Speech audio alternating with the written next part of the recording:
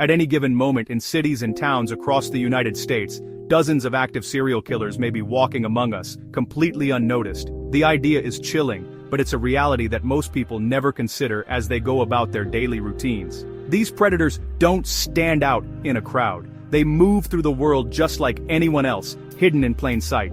They're not lurking in the shadows or hiding in dark alleys. They're neighbors, co-workers, the friendly face at the coffee shop, or the person you pass in the grocery store. They blend seamlessly into the fabric of everyday life, making them all the more dangerous. Their greatest weapon isn't a knife or a gun. It's their ability to blend in, to hide the predator beneath a convincing mask of normalcy. They study us, learning how to mimic empathy, charm, and even vulnerability, all while concealing their true intentions. The reality is more chilling than any fiction. These are not monsters from horror movies, but ordinary people who make the conscious choice to hunt for power, gratification, or control. Their motivations are complex, often rooted in deep psychological wounds or desires that set them apart from the rest of us. My work in the FBI's Behavioral Science Unit was about understanding their minds, not to sympathize, but to predict and stop them before they could strike again. We spent countless hours poring over case files, searching for patterns and clues that could help us anticipate their next move. Serial killers aren't superhuman. In fact, they're often deeply inadequate individuals who create violent fantasies to feel significant. Their crimes are an attempt to fill a void, to assert control over a world that they feel has overlooked or rejected them. By studying their patterns and choices at crime scenes, we can begin to read the story they're desperate to tell, even if they never speak a word. Every action, every detail is a piece of a puzzle that reveals their inner world. Every detail is a clue to their psychology. The way they select victims, the methods they use, and even the trophies they take, all of it helps us build a profile, a psychological map that can lead to their capture.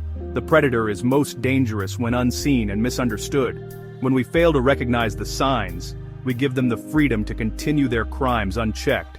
Our job is to shine a light into that darkness, no matter how unsettling or frightening it may be. We must confront the reality of evil, even when it wears a familiar face. Only by learning to read the story written in blood, and by piecing together the evidence left behind, can we hope to bring justice to the victims and stop the predator before they strike again. Evil often wears an ordinary face, and it's up to us to look beyond the surface, to see what others cannot, and to protect the innocent from the unseen predator among us. Serial killers share a profound lack of empathy. They see people as objects, not humans. This detachment from human emotion is a defining characteristic, allowing them to commit acts that most people would find unimaginable. This emotional void lets them commit horrific acts without remorse. They are often described as having a chilling, almost inhuman presence, which can be deeply unsettling to those who encounter them. Many display narcissism, believing they're superior and above the law. This inflated sense of self-worth makes them feel invincible, as if the rules of society simply do not apply to them. Their arrogance often leads them to taunt police, craving attention and believing they're too clever to be caught. They may leave clues or send messages to authorities, enjoying the game of cat and mouse. Psychopathy is common, antisocial behavior, no guilt, and skilled deception. These individuals are master manipulators, able to lie convincingly and often with ease. They can be charming and charismatic, hiding behind a mask of sanity. This facade allows them to blend into society, often appearing as normal, even likable individuals. This mask helps them gain trust, but beneath it lies chaos and violent fantasy. The true nature of their thoughts and desires is hidden, only revealed in their actions. Their crimes are attempts to bring these fantasies to life, chasing a thrill that never truly satisfies. Each act of violence is a step deeper into their dark desires. Each murder is an escalation, driven by addiction to power and control. The need to dominate and exert power over others becomes an obsession. The cycle repeats, never enough, always seeking more. This relentless pursuit of their desires leads to a never-ending cycle of violence and manipulation. Understanding these traits is key to stopping them. By recognizing the signs and patterns, law enforcement and psychologists can work together to predict and prevent future crimes. Their need for recognition is often their undoing. The mask eventually slips, revealing the true monster beneath. This moment of revelation can be crucial in bringing them to justice. Manipulation is a serial killer's primary weapon. They exploit vulnerabilities. Ted Bundy, for example, feigned injury to gain sympathy and lower defenses. Charm and charisma are tools. Many killers appear trustworthy, even likable. They use authority, friendliness, or a helping hand to lure victims. John Wayne Gacy hid behind a community persona, performing as a clown while committing horrific crimes. These predators are expert observers, quickly identifying insecurities to isolate and control their victims. The entire process is a game of power, every move calculated. Their manipulation extends to law enforcement and media, lying with ease and enjoying the cat-and-mouse game. Understanding these tactics is essential for justice. They thrive on control, both before and after capture. The real danger is how ordinary they seem.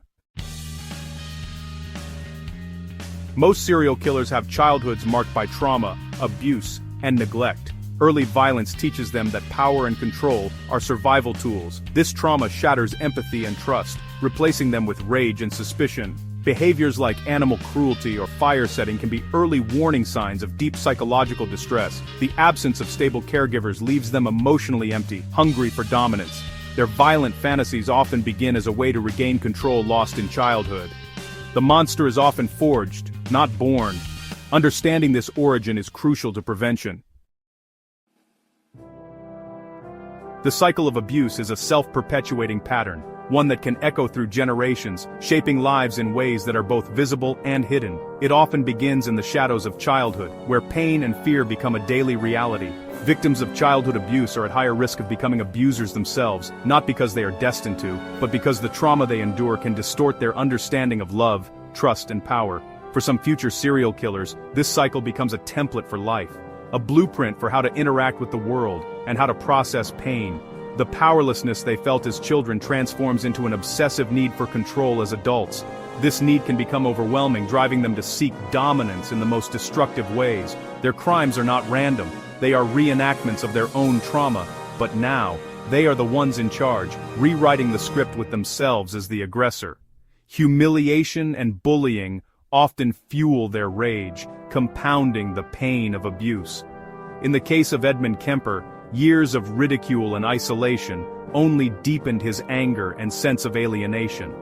Violence becomes their learned solution to problems, a language they understand, and a tool they wield when words fail or emotions overwhelm.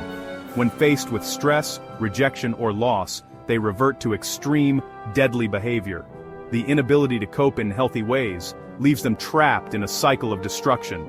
Not all abused children become killers, most do not. But for a small number, the combination of trauma, mental illness, and psychopathy creates a perfect storm, setting the stage for tragedy. A triggering event in adulthood, a breakup, a job loss, a perceived betrayal, can turn violent thoughts into action, unleashing years of pent-up rage. The cycle does not absolve responsibility. It does not excuse the horror of their actions, but it does help explain the path that led them there, and why intervention is so critical. Millions endure trauma without ever harming another soul. These cases are the tragic exception, not the rule. Healing is possible, and support can make all the difference. The seeds are planted in childhood, but it is the choices made later that truly seal a person's fate. Every life can take a different path. Breaking the cycle, through compassion, intervention, and understanding, is our best hope for a safer, kinder world. Ted Bundy is the ultimate example of the mask of sanity. Outwardly, he was handsome, intelligent, and trustworthy, never a suspect. His charm and good looks were his deadliest weapons, luring victims with ease. Bundy's methods, like faking injury, preyed on compassion. He shattered the stereotype of the awkward loner. He was a master manipulator. Beneath the surface was insecurity and a need for absolute power. His crimes were about possession and control, even returning to victims' bodies. Bundy's arrogance continued after capture, manipulating investigators and the media. He confessed only at the end, still trying to control the narrative. Bundy reminds us, evil can wear a handsome smile. The most dangerous predator is the one you never suspect. Aileen Wuornos was a product of relentless trauma and neglect. Her crimes were impulsive and chaotic, reflecting a life of hardship. Abandoned and abused, she survived through sex work and violence. Wuornos claimed self-defense, her rage rooted in years of victimization. Unlike Bundy, she lacked a charming facade. Her pain was visible. Her killings were desperate acts, not meticulously planned. She was both perpetrator and victim, shaped by a society that failed her. Wuornos's story forces us to confront the cycle of violence. Her actions can't be excused, but context matters. Sometimes, destruction is born from destruction. Her life is a warning of what happens when society turns away. In the 1970s, law enforcement struggled to catch these new predators. The FBI's behavioral science unit pioneered criminal profiling, understanding the killer's mind to catch them. We interviewed killers like Kemper and Manson, mapping their psychology. Every crime scene detail is a clue. Organization, victim choice, cause of death. The killer's signature reveals motive and compulsion. Profiling is slow, methodical work, not Hollywood drama. It narrows suspects, guides investigations, and shapes media strategy. Understanding the killer gives a voice to victims and helps bring justice. Our methods are now taught worldwide, changing how police approach these cases. To stop predators, we must look beyond evidence. We must read the mind. We became mind hunters. The fight is ongoing. It's tempting to label serial killers as monsters, but that's a dangerous oversimplification. Prevention starts with understanding origins, not excusing actions. Recognizing warning signs and patterns is everyone's responsibility. Public awareness is a powerful weapon. Knowledge protects communities. Protecting children and breaking cycles of abuse is crucial. Understanding demystifies evil, moving us from fear to knowledge. It empowers us to improve justice, mental health, and social safety nets. Studying these minds is a necessary journey into darkness. We honor victims by learning from tragedy, not turning away. Ignorance is the predator's best friend. Keep looking, listening, and learning. Subscribe for more deep dives into the criminal mind.